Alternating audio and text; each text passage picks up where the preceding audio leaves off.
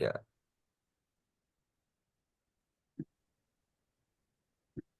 Assalamualaikum warahmatullahi wabarakatuh. Selamat malam. Izinkan saya untuk memperkenalkan diri. Nama saya Adem Nur Rahmat dengan NIM 2021-192. Dalam pada kali ini saya sebagai moderator. Baik, di sini terdapat empat pembicara dalam diskusi kali ini. Silakan dari Saudara Wahyu untuk memperkenalkan diri. perkenalkan nama saya Wahyu Septia Chandra Nugraha dengan NIM 2021-177. Silakan Saudara Yakson. Baik, perkenalkan nama saya Yakson Putra Aryawan, NIM 2021-195.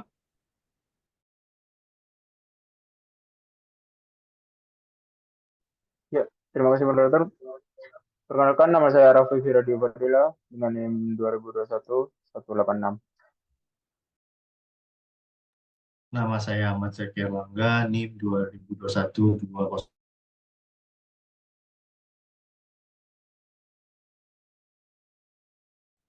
Itulah keempat pembicara dalam diskusi kali ini. Sebelum memulai diskusi, saya ingin memberikan sedikit sinopsis mengenai kasus yang akan dibahas, yaitu mengenai negara Moreus.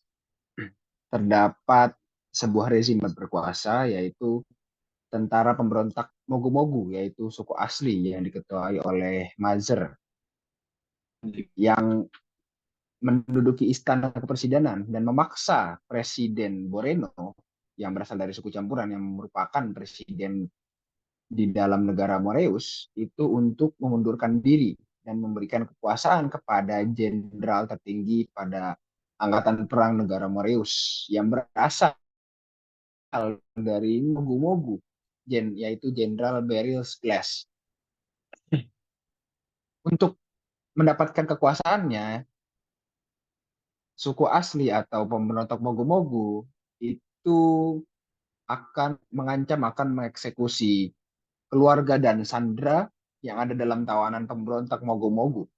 Dan juga pemberontak Mogu-Mogu atau suku asli itu bersekutu dengan negara tetangga yaitu negara Walak dengan presidennya yaitu Presiden Narotoa dan negara Walik dengan presidennya yaitu Presiden Burgundi. Baik, itu saja sinopsis singkat dari saya mengenai kasus yang akan didiskusikan. Selanjutnya yaitu diskusi, yaitu dari keempat pembicara ini silahkan untuk berpendapat mengenai kasusnya. Kemudian nanti saya ingin menanyakan beberapa hal mengenai kasus ini. Baik, silahkan dari keempat pembicara, jika ada yang ingin berpendapat, silahkan berpendapat. Izin moderator. Baik, silahkan Saudara Jackson. Jadi, rezim yang berkuasa pada negara Moreus ini merupakan tentara pemberontak Mogu-Mogu yang merupakan suku asli dan diketuai oleh Mazer yang menduduki istana kepresidenan dan memaksa Presiden Burino sebagai suku campuran untuk mengundurkan diri dan memberikan kekuasaan kepada jenderal tertinggi pada angkatan perang negara Moreus yang berasal dari Mogu-Mogu, yaitu Jenderal Beryl Glass. Dan mereka ini mendapatkan kekuasaan setelah mengancam Presiden Burino bahwasanya pemberontak Mogu-Mogu dan sekutunya negara Walak dan Norotoa dan negara Walik sebagai Presiden Burgundi yang akan mengeksekusi keluarga dan sandera yang ada dalam tawanan pemberontak Mogu-Mogu itu. Nah, meskipun Presiden Moreno beberapa kali menolak dan terjadi penyiksaan serta pembunuhan kepada anggota keluarga dan tawanan yang sejumlah 5.000 orang dari kedua suku, kemudian pasca peralihan kekuasaan demi mengamankan kekuasaan Jenderal Beryl Glass, beliau melakukan penangkapan dan pembunuhan serta penyiksaan kepada pendukung Presiden Moreno yang berasal dari suku campuran dan melakukan penahanan kepada suku asli yang mendukung Presiden Boreno. Baik, saya kembalikan ke moderator. Baik, terima kasih Saudara Yakson atas pendapat yang singkat namun sangat jelas. Saya mendapatkan poinnya. Kemudian silakan, mungkin Saudara Wahyu ingin berpendapat mengenai kasus ini. Silakan Saudara.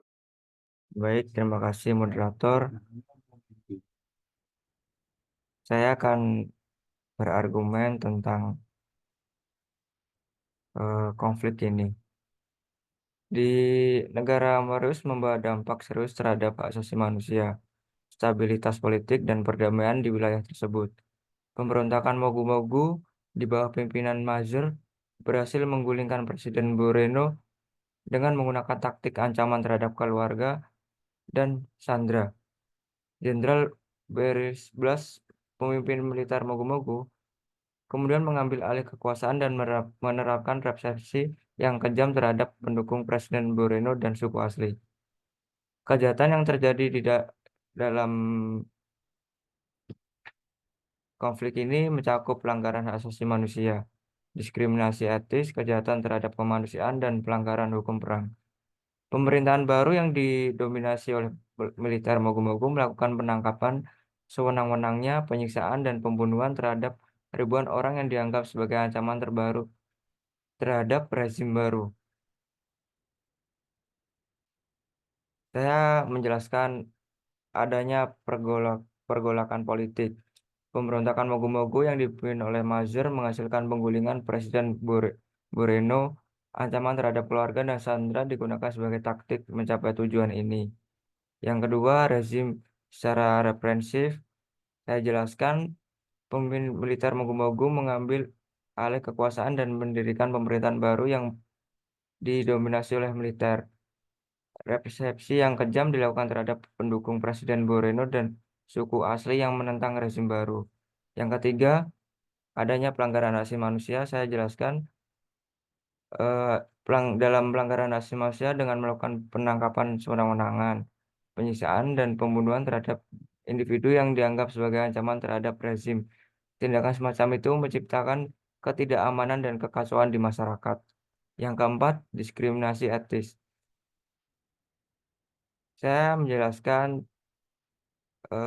di militer Mogu-Mogu ini juga mencakup diskriminasi etis terhadap suku asli. Tindakan diskriminatif ini memperburuk ketegangan etis di negara Mauritius dan merusak keberagaman kebudayaan. Yang kelima, kejahatan terhadap kemanusiaan.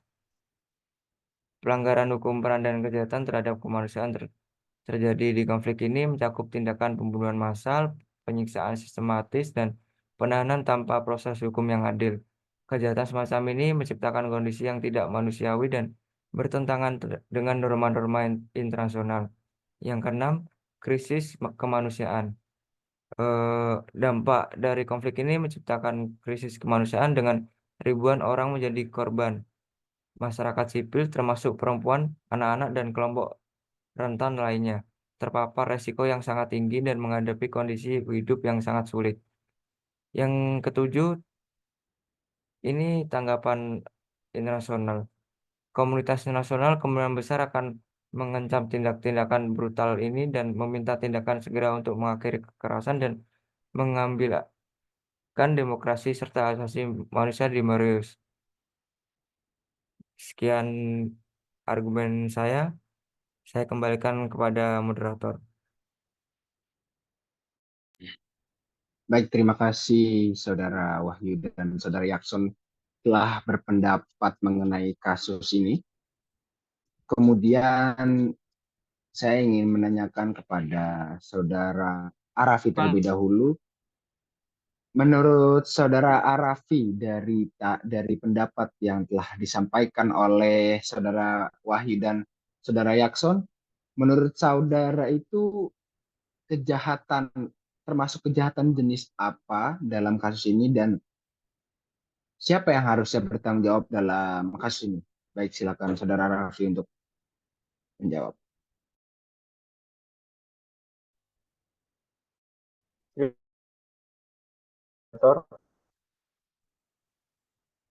Mungkin kejahatan terdapat dalam kasus dalam kejahatan kemanusiaan. Di sini ada beberapa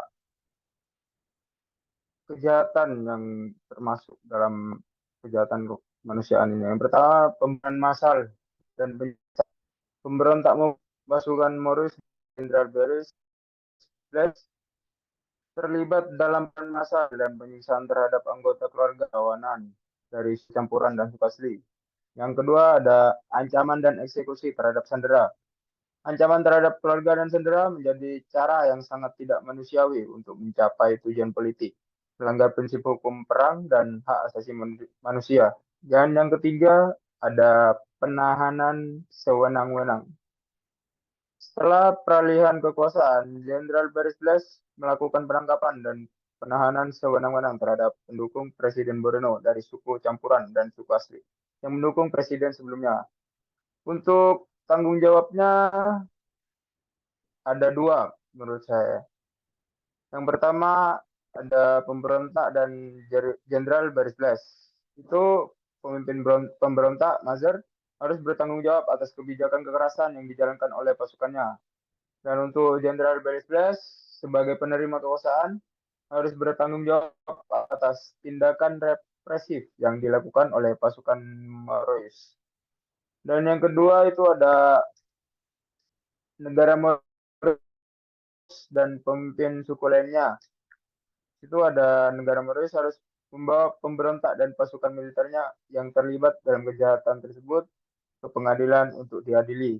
Dan yang kedua itu mungkin pemimpin suku lainnya yang mendukung ancaman dan kekerasan juga harus bertanggung jawab atas peran mereka dalam krisis ini.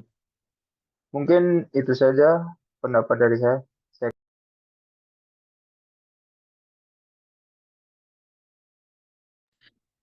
Baik, terima kasih Saudara Arafi telah menjawab mengenai pertanyaan saya.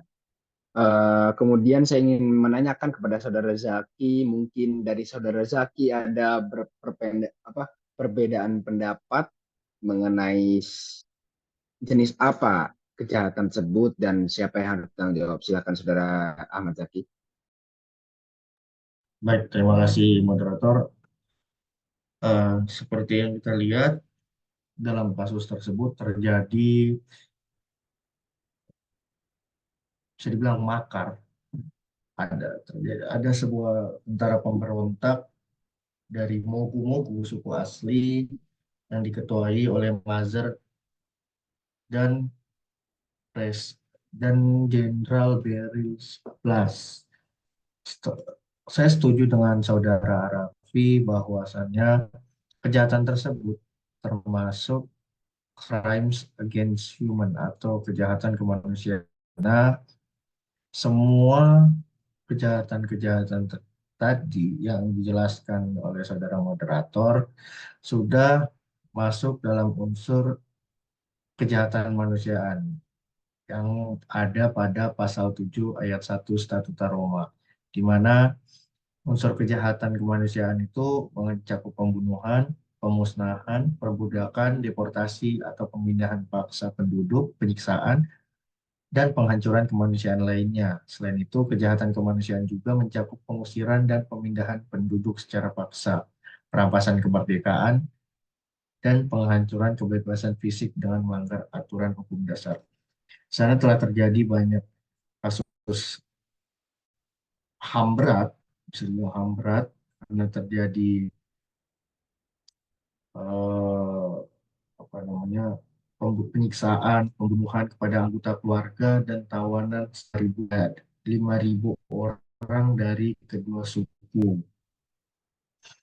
Dalam kasus tersebut sudah jelas bahwasannya kasus tersebut termasuk human crimes against human atau kejahatan kemanusiaan, dan menurut saya yang harus bertanggung jawab dalam ini kita belum tahu secara pasti apa sebenarnya tujuan dari Mazer memberontak Mogu-Mogu, tujuan untuk menyuruh dan meminta Presiden Moreno untuk mengundurkan diri dan memberikan kekuasaan itu sebenarnya tujuannya apa? Apakah mungkin dari Presiden Moreno semasa pemerintahannya banyak melakukan apa dibilang kesalahan-kesalahan atau memberikan keputusan-keputusan terima oleh semua oleh beberapa bahkan semua penduduk di negaranya. Pihak-pihak yang harus bertanggung jawab dalam kejahatan ini ya yang pertama adalah ketua dari tentara pemberontak itu sendiri yaitu Mazhar. Lalu ada Jenderal Beryl Splas dan dua negara sekutu dari pemberontak Mogu-Mogu yaitu negara Walak presidennya Naratoa dan negara Walik presiden Burgundi. Mungkin itu saja moderator. Terima kasih. Baik, terima kasih Saudara Zaki telah memberikan jawaban mengenai siapa yang harus bertanggung jawab dan jenis apa kejahatan tersebut. Saya ingin menanyakan kembali kepada keempat pembicara yang ada dalam diskusi ini, dan jika saudara ingin berpendapat, silahkan langsung saja untuk berpendapat. Saya ingin menanyakan bagaimana mekanisme penyelesaian sengketa yang terjadi di dalam kasus ini. Mungkin dari keempat pembicara ini ada yang ingin berpendapat atau menjawab bagaimana mekanisme penyelesaian sengketa yang bisa digunakan dalam kasus ini. Silahkan untuk langsung berpendapat. Terima kasih.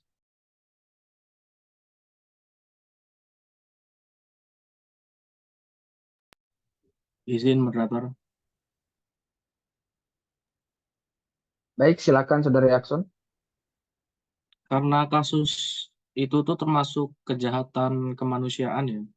Mungkin ada beberapa langkah, yaitu melakukan investigasi independen atas penangkapan dan pembunuhan tersebut.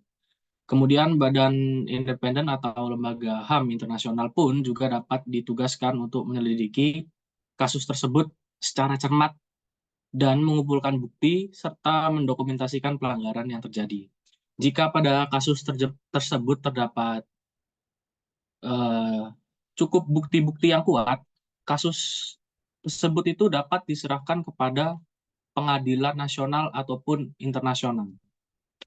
Nah, pengadilan nasional di negara tersebut bisa memproses kasus itu, atau kasus tersebut dapat dirujuk ke pengadilan internasional seperti Pengadilan Kriminal Internasional atau International Criminal Court jika negara tersebut tidak mampu atau tidak mau menuntut pelaku kejahatan yang telah disebutkan oleh Ahmad Zaki tadi. Kemudian komunitas internasional juga dapat memberikan tekanan dan menerapkan sanksi terhadap negara atau pihak yang terlibat dalam penangkapan dan pembunuhan tersebut, seperti sanksi embargo senjata, pembukuan aset, ataupun sanksi diplomatik pun dapat diberlakukan untuk memaksa negara tersebut bertindak secara adil dan menjamin keadilan bagi korban. Nah, kemudian upaya yang terakhir ini yaitu diplomatik dan negosiasi. Nah, negosiasi ini antara negara-negara terkait atau pihak yang bersengketa bisa dilakukan dengan tujuan untuk menemukan solusi yang damai. Misalnya melalui pembentukan komisi kebenaran dan rekonsiliasi untuk mengungkap kebenaran, mengakui kesalahan, dan mendamaikan pihak-pihak yang terlibat dalam kasus tersebut. Sekian, terima kasih. Saya kembalikan ke moderator. Baik, terima kasih Saudara Yakson. Baik, dari ketiga pembicara yang lain, apakah ada yang berpendapat?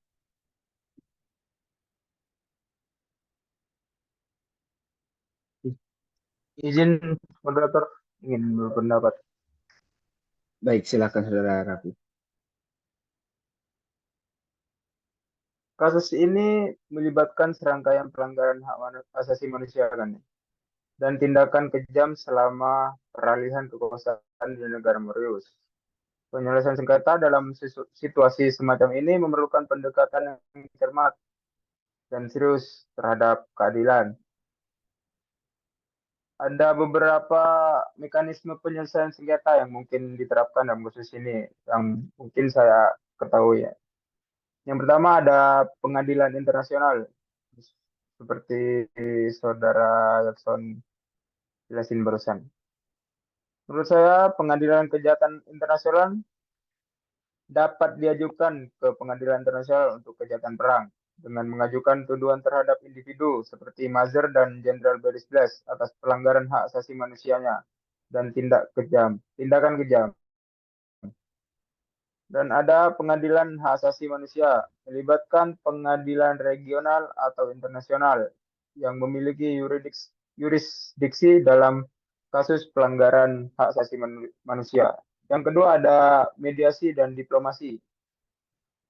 Membawa pihak-pihak yang terlibat ke meja perundingan internasional dengan mediator yang netral untuk mencapai kesepakatan damai. Menyelenggarakan dialog diplomatik untuk mencari solusi yang dapat diterima semua pihak dan memulihkan stabilitas politik. Dan yang ketiga ada sanksi internasional. Yang pertama itu ada menerapkan sanksi ekonomi dan politik oleh negara-negara atau organisasi internasional untuk memberikan tekanan pada rezim Mauritius dan mendesak agar pelaku kejahatan dan menerapkan larangan terhadap individu yang terlibat dalam pelanggaran hak asasi manusia. Dan yang keempat ada Komisi Kebenaran dan Rekonsiliasi. Mendirikan Komisi Kebenaran dan Rekonsiliasi di tingkat nasional untuk menyelidiki kejahatan, mendokumentasikan pelanggaran dan mengembalikan kepercayaan di antara masyarakat yang terlibat.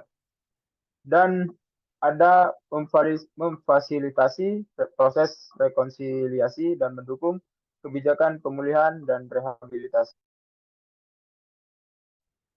Dan yang kelima ada intervensi PBB atau organisasi regional.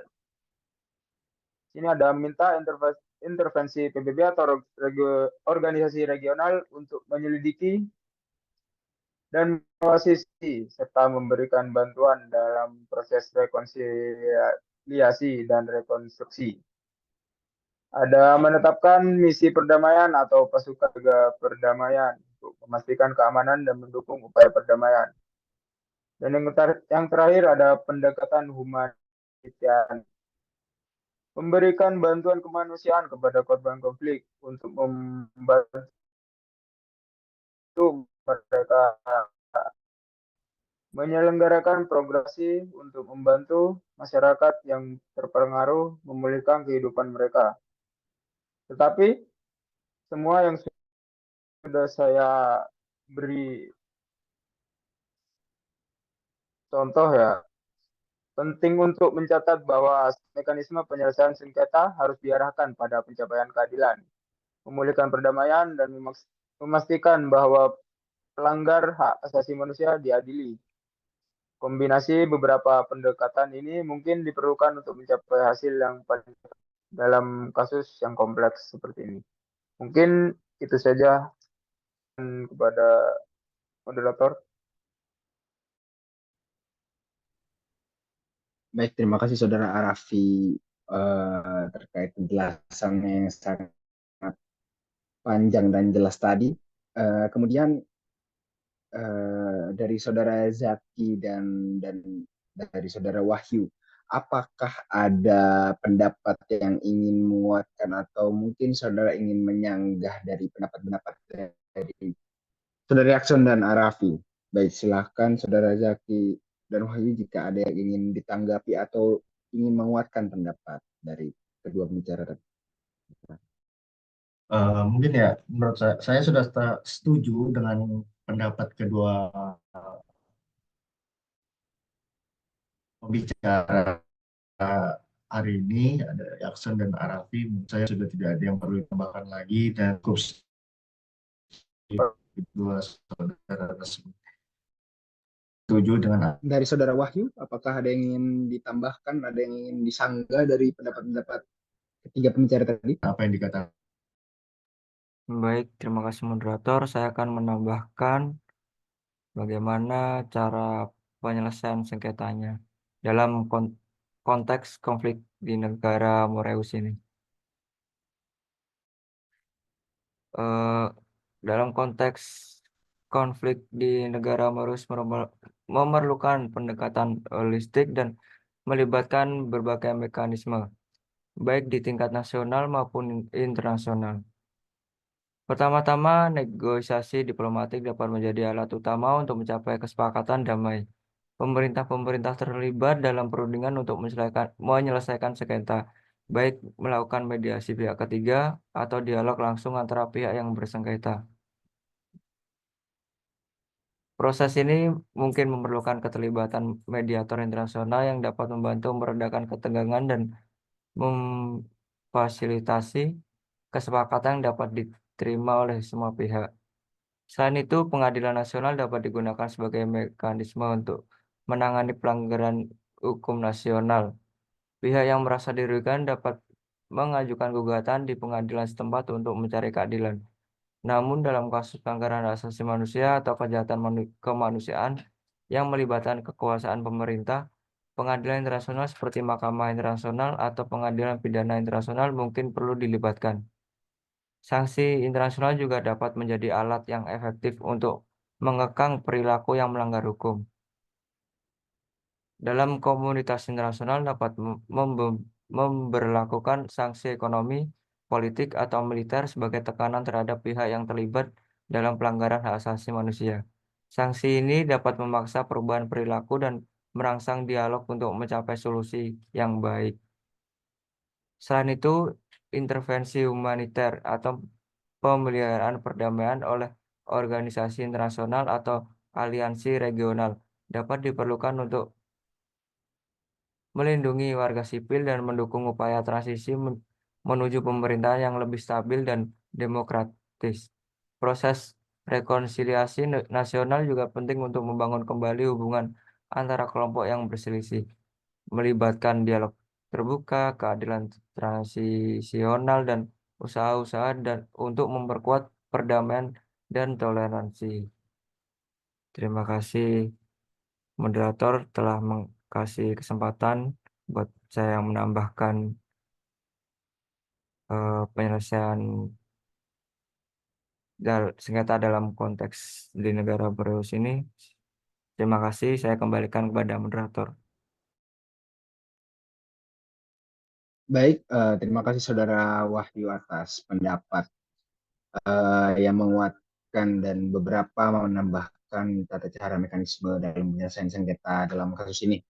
Baik, dari keempat pembicara atau dari tiga pembicara selain Saudara Wahyu yang telah memberikan dan menguatkan pendapat, apakah ada yang ingin memberikan pendapat lagi? Apakah sudah cukup? Mungkin saya Ya, rasa sudah cukup. sudah cukup, Pak moderator. Baik, dari Saudara Ahmad Zaki bagaimana tadi? Saya rasa sih cukup moderator. Sudah jelas apa yang Saya dikatakan sih dari cukup semua banget, Pak. pembicara. Saya sudah jelas banget dari diskusi kita berempat tadi, sudah sangat menyimpulkan bahwa diskusi ini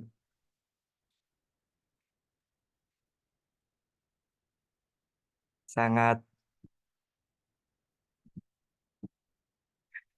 sangat jelas. Terima kasih moderator. Baik, terima kasih kepada keempat pembicara pada diskusi kali ini. Saya sebelum penutupan akan menyampaikan kesimpulan dari diskusi kali ini. Krisis kekuasaan di negara Moreus menghadirkan kejahatan dan tanggung jawab, mekanisme penyelesaian sengketa yang melibatkan negosiasi, penyelidikan internasional, pengadilan internasional, dan rekonsiliasi dapat membantu mengembalikan stabilitas dan keadilan di keadilan negara tersebut. Mekanisme penyelesaian sengketa termasuk negosiasi diplomatik, penyelidikan internasional, pengadilan internasional, dan upaya rehabilitasi serta rekonsiliasi menjadi kunci untuk mengembalikan stabilitas dan mengoreksi ketidakadilan. Semua pihak harus berkomitmen untuk membangun masa depan yang lebih adil, menghormati hak asasi manusia, dan mencegah krisis serupa di masa mendatang. Kemudian mengenai pertanggungjawaban atas kejahatan tersebut jelas pada pemberontak Mogu-Mogu, Mazer, dan Jenderal Berlius Glass yang memimpin tindakan tersebut. Komunitas internasional memiliki peran penting dalam memastikan bahwa keadilan dijalankan dan pelanggaran hak asasi manusia mendapat.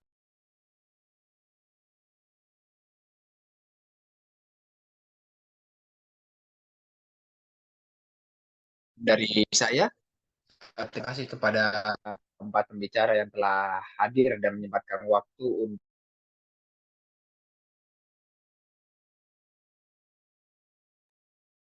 saya, Adam Nur Rahmat, sebagai moderator dalam diskusi ini. Izin pamit undur diri. Wassalamualaikum warahmatullahi wabarakatuh. Waalaikumsalam warahmatullahi wabarakatuh. Terima kasih moderator. Waalaikumsalam Waalaikumsalam. warahmatullahi wabarakatuh.